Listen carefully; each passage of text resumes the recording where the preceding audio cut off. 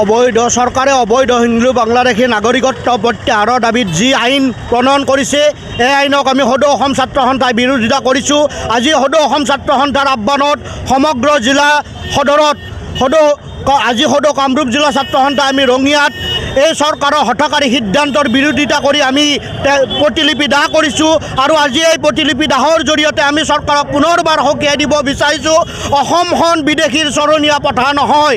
ধৰ্মৰ ভিত্তিত নাগৰিকত্ব দিয়াটো আমি সদৌ অসম ছাত্ৰ সন্থাই কেতিয়াও মানি নলওঁ। কাৰণ যিখন অসম আন্দোলন হৈছিল, যি অসম আন্দোলনত চুক্তি হৈছিল, এই চুক্তিৰ আধাৰত নাগৰিকত্বৰ ব্যৱস্থা কৰা হৈছে। কিন্তু চৰকাৰে বাৰে বাৰে ভোটৰ স্বাৰ্থত নিজৰ ভোটৰ লালসাত যি আইন প্ৰণয়ন কৰিছে এই আইন কোনোপধ্যে মানি ল'ব নোৱাৰি। পুনৰবাৰ অসম চৰকাৰক আমি সকীয়াই দিছোঁ, এই আইন প্ৰত্যাহাৰ নকৰা পৰ্যন্ত সদৌ অসম ছাত্ৰ সন্থা শান্ত নহয়। ইয়াতকৈ অধিক জংগী আন্দোলন কৰিবলৈ সদৌ অসম ছাত্ৰ সন্থা বাধ্য হ'ব। কাৰণ এই আইনৰ বিৰুদ্ধে মহামান্য উচ্চতম ন্যায়ালয়ত গোচৰ চলি আছে। তাৰ পিছতো অসমত অবৈধ অবৈদেশী বাংলাদেশীক ৰক্ষণাবেক্ষণ দিয়াটো কোনোপধ্যে গ্ৰহণযোগ্য হ'ব নোৱাৰে।